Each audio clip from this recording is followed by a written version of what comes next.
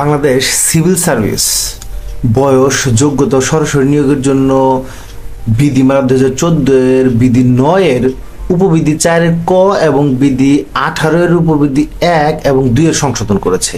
এই সংশোধন প্রস্তাব বা এই সংশোধনের ফলে আসলে যে পরীক্ষার ফি, প্রার্থীর যে পরীক্ষার ফি সেটি কিন্তু অর্ধেক হয়ে গিয়েছে।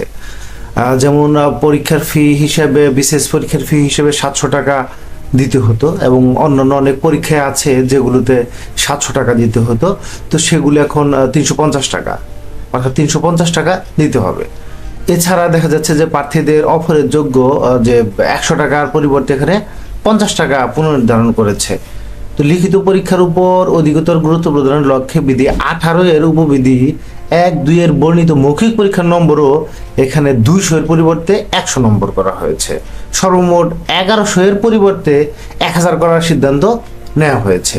তো এই যে বড় ধরনের পরিবর্তন, তার মানে এই যে পরীক্ষার উপরে যে লিখিত পরীক্ষার যে নম্বর ছিল সেটিও কিন্তু আসলে করা হলো, মানে লিখিত পরীক্ষা বলতে গুরুত্ব বাড়ানোর জন্য, লিখিত পরীক্ষার উপর গুরুত্ব বাড়ানোর জন্য মৌখিক পরীক্ষার নম্বর মূলত কমানো হলো। তার মানে এখানে কিন্তু লিখিত পরীক্ষার নম্বর কমে গেছে, ব্যাপারটা এরকম না।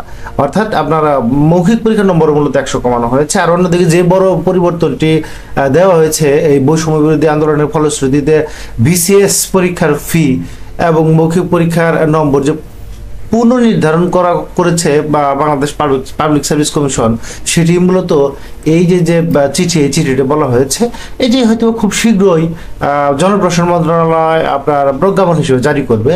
তো জারি করলে তখন বিষয়টি পুরোপুরিভাবে কার্যকর হয়ে গেলে, এখনো কার্যকর হয়নি। এটি একটি প্রস্তাব সিভিল সার্ভিস নিয়েছে, সিদ্ধান্ত নিয়েছে। সেই প্রস্তাবটা মূলত সিনিয়র সচিব জনপ্রশাসন মন্ত্রণালয় বাংলাদেশ সচিবালয়কে জানানো হয়েছে।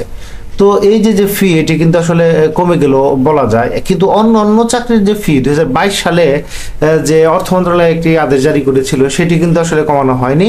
নবম গ্রেড বা তদূর্ধ্ব নন ক্যাডারের ক্ষেত্রে পরীক্ষার ফি 600 টাকা এখনো কার্যকর রয়ে গেছে। এটি নিয়ে হয়তো বা জনপ্রশাসন মন্ত্রণালয় আবার কোনো নতুন পরিবর্তন আনতে পারে।